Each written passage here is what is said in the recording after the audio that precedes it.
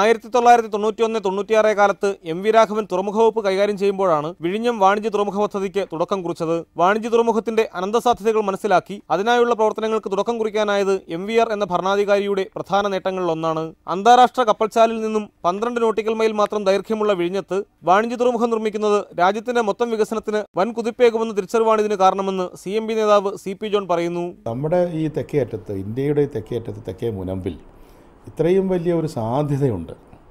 Dredge ചെയ്യാതെ തന്നെ 16 മീറ്ററുള്ള ആഴമുള്ള ഒരു തുറമുഖമുണ്ടെന്നും അത് അന്താരാഷ്ട്ര തലത്തിൽ പ്രധാനമാണെന്നും ഇന്ത്യക്കും ലോകത്തിനും കാണിച്ചു കൊടുത്ത MVR ആണ്.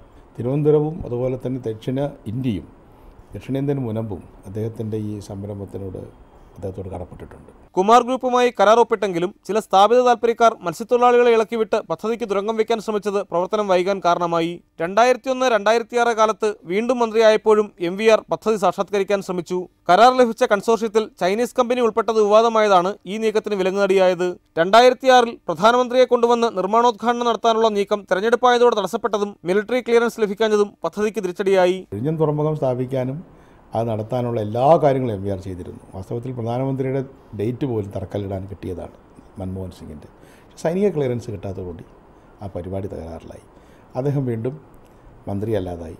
ആ പദ്ധതി വീണ്ടും ഉപേക്ഷിക്കപ്പെട്ടു. പക്ഷേ അദ്ദേഹം ഇട്ട ആ തറക്കല്ലിൽ നിന്നുകൊണ്ട് തന്നെയാണ് ഇന്ന് വിഴിഞ്ഞം മുന്നോട്ട് പോകുന്നത്. പലവിധ കാരണങ്ങളാൽ വാണിജ്യ തുറമുഖ പദ്ധതി വൈകുന്നതിൽ അവസാന കാലം വരെയും അദ്ദേഹത്തിന് വേദനയുണ്ടായിരുന്നു. കൊളംബോ, സിംഗപ്പൂർ തുറമുഖങ്ങൾ വഴിയാണ് ഇപ്പോൾ ഇന്ത്യയിലെ 75% ചരക്കും വിനിമയം നടത്തുന്നതെന്നതും അതുവഴി പ്രതിവർഷം 600 കോടിയാണ് രാജ്യത്തിന് നഷ്ടമാകുന്നതെന്നതും കൂട്ടിവായിക്കുമ്പോഴാണ് വിഴിഞ്ഞം തുറമുഖത്തിന്റെ പ്രസക്തി ബോധ്യമാവുക.